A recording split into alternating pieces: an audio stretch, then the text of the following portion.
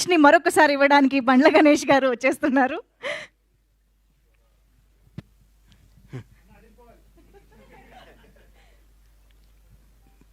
మొదటగా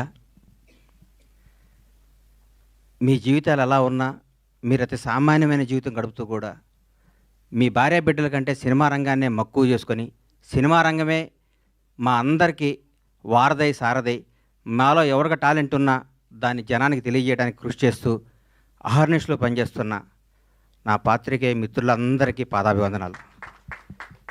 మీరు చేసే కళామ తల్లి సేవలో మీరు చేసే కష్టంలో మీరు ఫలితం పొంది చాలా తక్కువ, మీరు అనుభవిస్తుంది చాలా తక్కువ. మీ ద్వారా మీరు రాసిన మీ చేతి ద్వారా మీరు రాసి మీ పెన్ను ద్వారా కొన్ని జీవితాలు కొన్ని అద్భుతమైన స్థాయిలోకి తీసుకొచ్చిన మీ అందరికీ మీ రుణం తీర్చుకోలేంది. మీ అందరినీ ప్రతి ఒక్క తెలుగు ఇండస్ట్రీలో ఉన్న ప్రతి ఒక్క టెక్నీషియన్ కానీ ఆర్టిస్ట్ కానీ ప్రతి ఒక్క నిర్మాత కానీ మిమ్మల్ని హృదయాల్లో పెట్టుకొని చూసుకోవాలి. ఎందుకంటే మిమ్మల్ని ప్రేమించడం తప్ప మీకు మేము ఇచ్చి కొనలేము, మీ అభిమానాన్ని మేము పొందలేము, మీ ఆశీస్సులు తప్ప. మీ అందరికీ ఫస్ట్ ఉదయపూర్వక ధన్యవాదాలు తెలియజేస్తున్నాను. ఎందుకంటే దాదాపు 7 సంవత్సరాల తర్వాత సినిమా రంగం మీడియా ద్వారా రావడం జరిగింది. మీడియా రంగంలో నాకు ఎంతో సన్నిహితులు. నేను 32 ఏళ్ల కిందట వినాయకరావు గారు నాకు ఫస్ట్ ఇండస్ట్రీకి వచ్చిన పరిచయం. వినాయకరావు గారు, బాలరెడ్డి గారు, బిఏ రాజు గారు, మోహన్ కోటెడ్డి గారు, జగన్ గారు, ఎందరో, మన భాస్కర్ భట్ల నా స్నేహితుడు, గంగాధర శాస్త్రి గారు, అన్నీ రవి, రకరకాల మంది, ఎంతోమంది ప్రవాహం పోతూ ఉన్నారు, కొత్త వాళ్ళు వస్తున్నారు. కానీ మీకు అందే తక్కువ, మీరు పడే కష్టం ఎక్కువ.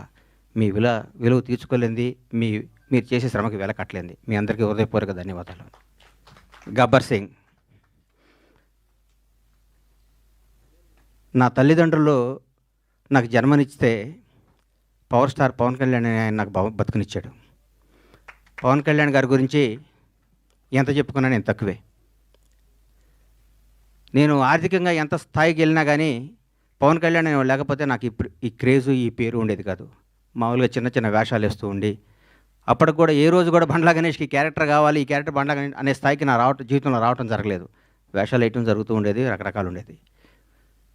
ఒకనొక టైంలో అప్పుడు అసిస్టెంట్గా ఉన్న మా block buster director Harish Shankar గారు కూడా నాకు ఒక చింతకాయల రవి అనే సినిమాలో నన్ను రికమెండ్ చేసి అమెరికా పంపించారు అప్పట్లో.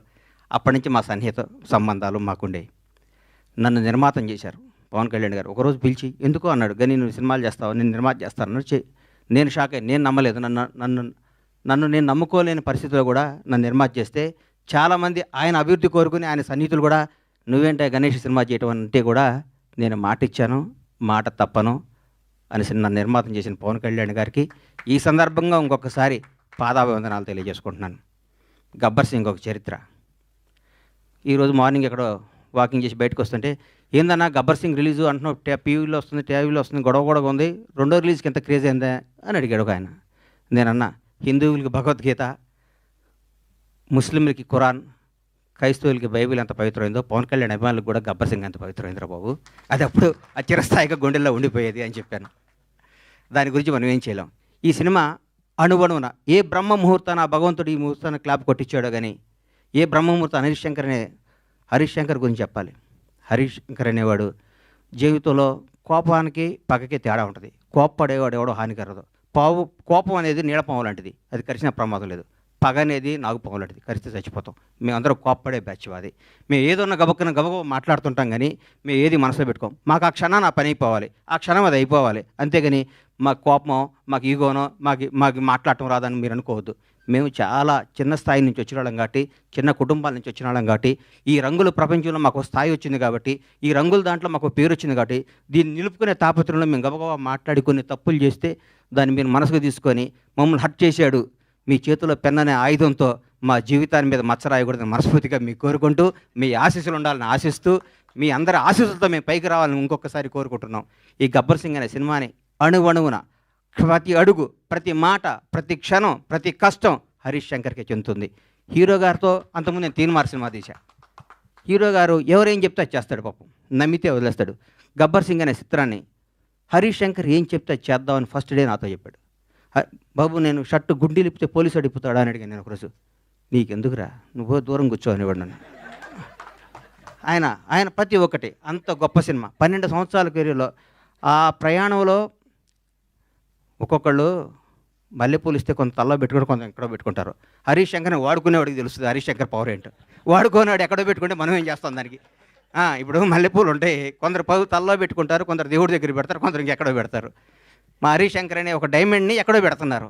హరీష్ శంకర్ అనేవాడు నాకు వస్తే, హరీష్ శంకర్ అనేవాడు ఎక్కడితే ఆ పువ్వు అనేవాడిని ఎట్లా నేను చూపిస్తాను. నేను హరీష్ శంకర్ అనేవాడిని అద్భుతంగా ఒక సీసాలో ఒక అద్భుతమైన సీసాలో సారా పోతే సారా సీసా అవుద్ది, పాలు పోతే పాలు సీసా, అమృతంతో అమృతం సీసా అవుద్ది. హరీష్ శంకర్ అనేవాడు సీసాలు అంటాడు. ఆ సీసాలో అద్భుతమైన సినిమా కథ చేసుకుంటే హరీష్ శంకర్ తెలుగు ఇండస్ట్రీలో రాబోయే 25 ఏళ్ళు డైరెక్టర్గా నంబర్ 1గా ఉంటాడు. నాకు తెలుసు హరీష్ శంకర్ అంటే ఏంటో, నాకు తెలుసు.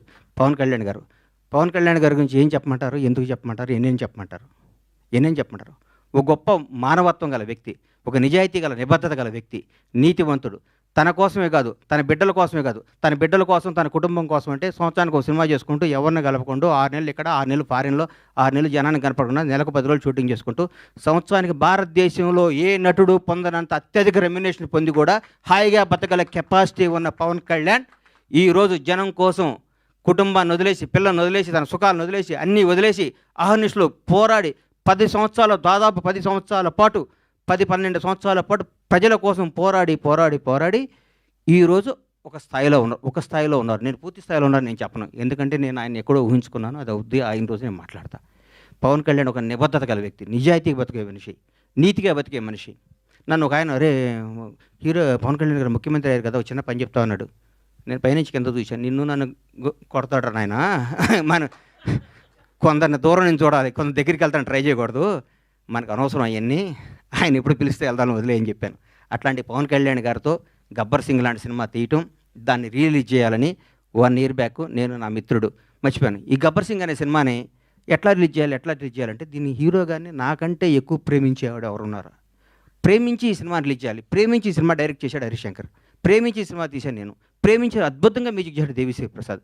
ప్రతి ఒక్కళ్ళు, రమేష్ రెడ్డి గారు కానీ, సతీష్ కానీ, ఆ కో-డైరెక్టర్లు కానీ, మా బాబీ కానీ, రామారావు గారు కానీ, ప్రతి ఒక్కళ్ళు ఈ సినిమాకి, మా విజయ్ కానీ డైరెక్టర్ అయ్యాడు విజయ్ కానీ, ఒక్కళ్ళు కాదు, మా హనుమంతరావు గారు కానీ, మా సుబ్రహ్మణ్యం కానీ, మా అయ్యప్ప కానీ, మా ప్రొడక్షన్ కానీ, మా టీం, మా శ్రీనివాస్ గారు కానీ, ప్రతి ఒక్కళ్ళు ఈ సినిమా ఇది కొట్టాలి సార్, ఇది కొట్టాలి, ఇది పండగ. ప్రతిరోజు మా ఇంట్లో ప్రతి షూటింగ్ అంటే పండగ జరిగే షూటింగ్. ఈ షూటింగ్లో హీరో గారు గుర్రం నుంచి పడబోయాడు.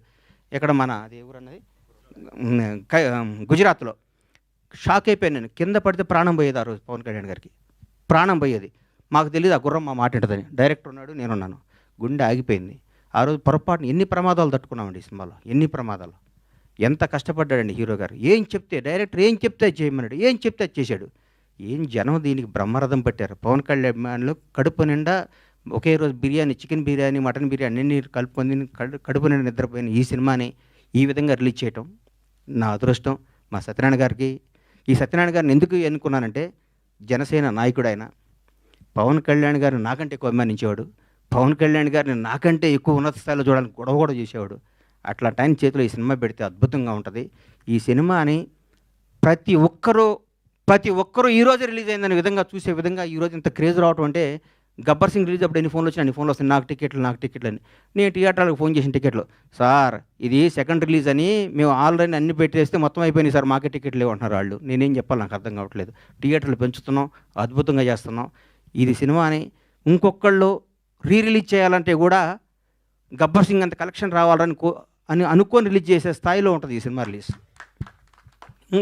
ఏ సినిమా రిలీజ్ గబ్బర్ సింగ్లా కలెక్ట్ చేస్తండి అని ఏ సినిమా అయినా ఈరోజు తెలుగు సినిమా రంగం, భారతదేశంలో తెలుగు సినిమా రంగం వైపు చూస్తున్నారు.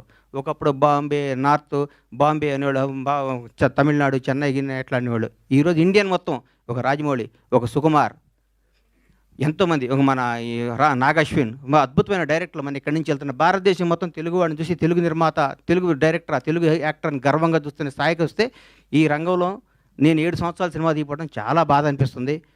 నేను తప్పు చేశాను, నన్ను క్షమించాలి. నేను సినిమాలు తీస్తా, నేను సినిమాల్లోనే పుట్టాను, సినిమాల్లోనే ఉంటాను. సినిమానే నా వ్యాపకం, సినిమానే నా జీవితం, సినిమానే నా ఆశ.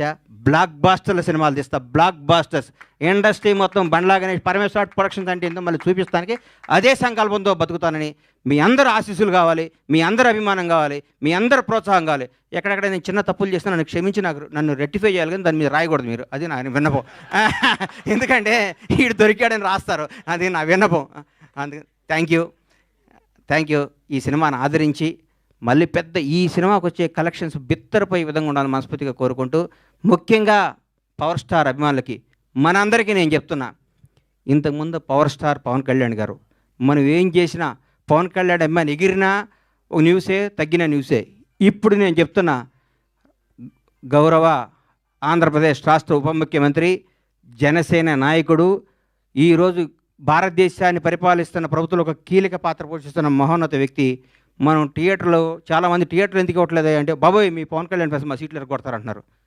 మీ అందరికీ చెప్తున్నాం సార్, ఎగ్జిబిటర్స్ అందరికీ, మా పవన్ కళ్యాణ్ ఫ్యాన్స్ ఇంతకు ముందు కాదు, క్రమశిక్షణ గల వాళ్ళు, మీ సీట్లు ఎరగొట్టరు, ఆనందం తెలియజేసుకుంటారు, మీకు ఏ నష్టం చేయరు. దయచేసి మాకు థియేటర్లు ఇవ్వండి. దయచేసి చేతులెత్తి నమస్కరిస్తున్న ఎగ్జిబిటర్స్ అందరికీ థియేటర్స్ ఇవ్వండి. పవన్ కళ్యాణ్ ప్రతి ఒక్క అభిమాని సెప్టెంబర్ 2వ తారీఖు నాడు ఉదయాన్నే గుడికి వెళ్తాడు, 11 థియేటర్కి వెళ్తాడు. ఇది కన్ఫర్మ్.